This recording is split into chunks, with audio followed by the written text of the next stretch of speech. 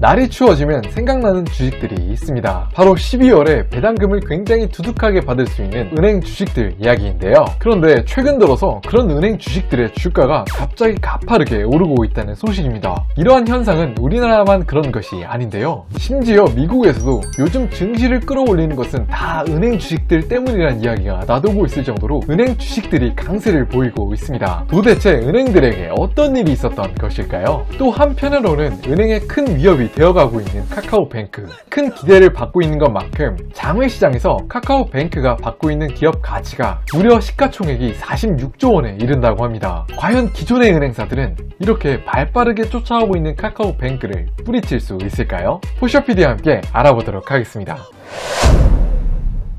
겨울이 돌아오면 생각나는 주식이 있죠? 바로 금융사 주식들, 또 은행 주식들이 생각이 나실 것 같은데 왜 이렇게 은행 주식들을 이야기를 하는 걸까요? 겨울이 다가오면 말이죠. 바로 12월이 배당을 많이 받을 수 있는 주식들이 관심을 받는 달인데 그 이유는 은행 주식들이 순이익은 굉장히 많이 나고 있는데 배당 성향이 굉장히 많이 올라갔습니다. 우리나라에서 배당 성향으로 손꼽히는 회사들을 살펴보면 은행 주식들이 굉장히 많이 들어가 있는 것을 볼 수 있죠. 사실 이렇게까지 배당 성향이 높아진 것은 주가가 많이 떨어졌기 때문인데요. 그렇기 때문에 은행 주식들을 가지고 있던 사람들은 진짜 믿고 있었는데 은행 주식들 너무 안 올라서 이제 금융 주가도 안 본다. 정신 건강이 너무 해로우니까 말이야. 이렇게까지 이야기할 정도인데요. 얼마 전에 KB 대표로 취임하신 윤종규 회장님이 취임하고 그 첫 인터뷰에서 말씀 주신 발언이 주가가 참담한 수준이라는 이야기까지 나왔는데요. 그런데 가장 최근에는 또 다른 이상한 기류가 펼쳐지고 있습니다. 그 이유는 바로 우리나라에 있는 그런 금융 지주 회사들이 또 은행 주식들이요 꽤 많이 힘찬 속도로 오르고 있다는 소식이 들려오는데요. 그런데 사실 이런 소식은 우리나라만 국한된 것이 아닙니다. 전 세계 해외에서도 주식이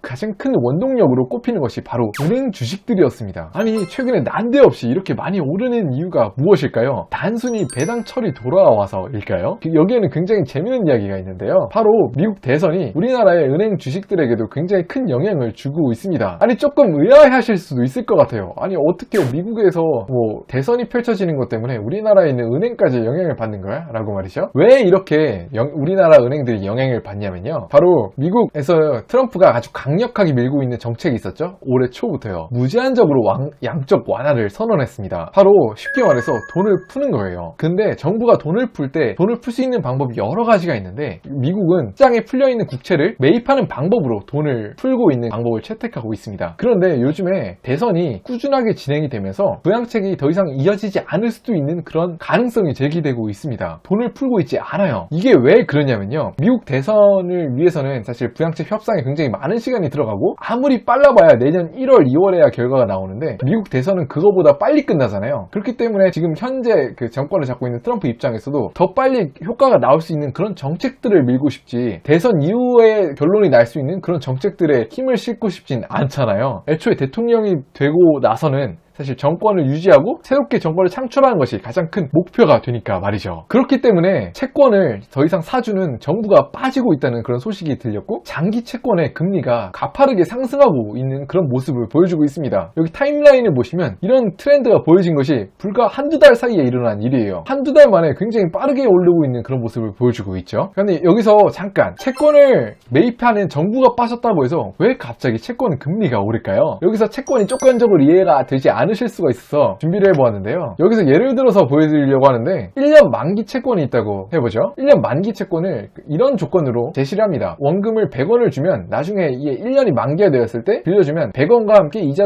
3원을 줘요. 그러면은 사실 내가 100원을 주고 1년 후에 100원을 돌려받으면서 이자 3원을 받으니까 딱 처음에 채권을 산 사람의 경우에는 이자율을 3%를 받는 것이 맞죠. 그런데 사실 채권을 그렇게 샀다고 해가지고 채권을 무조건 1년 동안 들고 있어야 되는 게 아니잖아요. 그 중간에 다른 사람한테 1월에 그 채권을 샀는데 3월쯤에 갑자기 돈이 필요해 해가지고 다른 사람한테 채권을 판매할 수가 있습니다. 그러면은 채권을 판매할 때 사실 100원을 들고 있는데 이자를 3원을 주는데 103원보다 비싸게 살 사람을 많이 얻겠지만 90원이나 95원 또 102원 정도에 자유롭게 사고 팔 수 있는 그런 상황에 놓이게 되죠. 그런데 만약에 채권을 살려는 사람이 많이 없어가지고 채권을 팔려는 사람 입장에서는 갑자기 돈이 필요해. 그러면 채권을 이거 나중에 만기가 되면 103원을 받을 수 있어. 그런데 내가 돈이 너무 필요해. 근데 채권을 사는 사람이 요즘에 너무 없으니까 채권을 90원에 사. 그러면은 너네들한테 굉장히 큰 이득이야. 이렇게 말하면서 더 싸게 팔 수가 있습니다. 그런 사람 입장에서 채권을 90원에 사면은 10원의 이익을 보는 것 추가로 이자율이 3.3% 금리가 더 뛰는 그런 효과를 누리게 됩니다. 그렇기 때문에 미국이 이렇게 국채를 사는 것을 중지하게 되자 단기 대출 금리가 오르게 되고 은행 주식들의 주가가 큰 폭으로 오르기 시작했는데요. 그런데 이렇게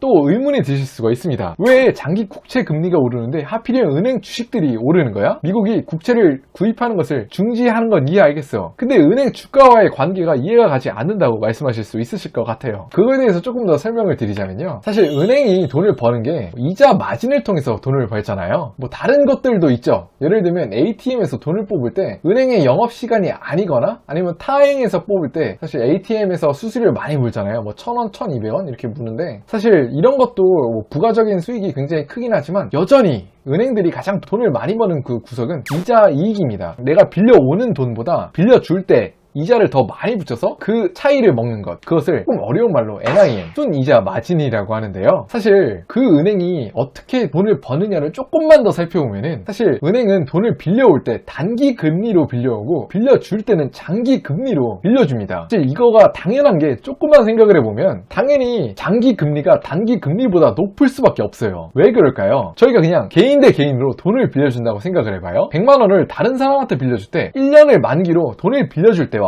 10년 만기로 돈을 빌려줄 때 어떤 조건으로 빌려줄 때 이자를 더 많이 받아야 할까요? 바로 10년 금리죠. 이거 두말할 필요가 없습니다. 왜냐하면은 1년 동안 돈을 빌려줄 때보다 10년 동안 돈을 빌려줄 때 돈을 떼일 가능성이 아무래도 더 높지 않겠어요? 그뿐만 아니라 1년 동안 그 돈을 가지고 할 수 있는 그런 기회보다 10년 동안 할 수 있는 그 기회가 훨씬 더 많기 때문에 기회 비용도 더욱 큽니다. 그렇기 때문에 이렇게 장기로 갈수록 금리는 올라가요. 그렇기 때문에 또 당연한 수순으로 장기의 금리로 은행이 빌려주게 되면은 그 사이에서 남는 그 이득을 은행이 취하게 되죠. 그런데 또 요즘에는 이렇게 장기 채권의 금리가 떡상한다고 하다 보니까 은행이 먹을 수 있는 이자 마진이 큰 폭으로 오르고 있습니다. 이자 마진의 차이가 더 빠르게 늘고 있다는 말이죠. 그런데 사실 이렇게 이자 마진이 늘음에 따라서 은행들의 또 순이익, 또 성과가 높아질 수밖에 없을 거라고 이야기를 하는데 그 반대편에선 이런 의견을 제기하고 있습니다. 트럼프는 기존까지 돈을 많이 풀어서 국가가 주도해서 민간 기업의 그 경기를 한층 더 끌어올리는 그런 역할을 굉장히 강조했잖아요. 실제로 무제한적 양적 완화를 선언했을 때 굉장히 많은 시장 참여자들이 놀란 게 이런 사태가 전례 없는 조치였기 때문입니다. 예전에 금융위기가 왔을 때에도 정말로 모든 회사들이 도산하고 있던 가운데에도 이 정도까지 하지는 않았거든요. 그런데 정말로 만약에 다시 트럼프가 당선이 돼서 이런 양적 완화를 시작한다면은 이렇게 올라왔던 장기 금리가 다시 떨어지는 거 아니야? 이런 문제 제기를 할 수가 있죠. 그뿐만이 아니라 사실 요즘에 또 문제가 제기되고 있는 점이 카카오뱅크가 너무 무섭게 다가오고 있습니다. 요즘에 카카오가 쭈루룩 카카오 게임즈를 시작으로 해가지고 기업 공개를 준비하고 있잖아요. 그런데 이렇게 카카오뱅크가 기업 공개를 하기도 전에 장외에서 지금 주식들이 거래가 되고 있는데 그 시가총액이 무려 46조라고 합니다. 이 금액이 정말로 말도 안 되는 금액인 이유가 뭐냐면요. 기존에 있는 대형 금융 지주회사들을 다 더해도 44조 원밖에 안 돼요. 그런데 카카오뱅크가 새롭게 등장을 했는데 이런 회사 하나가 46조란 게 진짜 말이나 되나 싶죠. 그만큼 시장 관계자들은 이 카카오뱅크가 기존에 있는 그런 은행 업계들의 굉장히 큰 경쟁자가 될 것이라고 예견을 하고 있고 또 앞으로는 더욱 커지지 않을까? 그렇기 때문에 이런 그 금융 그 지주 회사들의 역할이 축소되지는 않을까? 그런 이야기들을 많이 하고 있는 실정입니다. 사실 근데 또 한편으로는 또 생각이 드는 게 요즘에 언택트 시대라고 하니까 그런 그 카카오뱅크와 같은 그런 비대면으로 하는 그런 금융 서비스에 대한 잠재성이 너무 강조된 것은 아니냐? 과대 광고된 것은 아니냐? 이런 의견들도 있습니다. 그런데 제가 개인적으로 생각을 해보면 사실 은행업에서 다른 산업보다 좀 혁신이 느려왔던 것은 사실이 아닌가 싶어요. 그렇기 때문에 앞으로 이런 문제들을 해결하고 또 주가가 장기적으로 상승을 하려면 또 카카오뱅크와 같은 그런 혁신들을 보여줄 때가 되지 않았나 싶기도 합니다. 오늘도 준비드린 영상을 재밌게 보셨나요? 우측 하단에 구독하기 버튼을 누르시면 앞으로도 재밌고 유익한 영상들로 찾아올 수 있도록 하겠습니다. 오늘도 시청해주셔서 감사드립니다.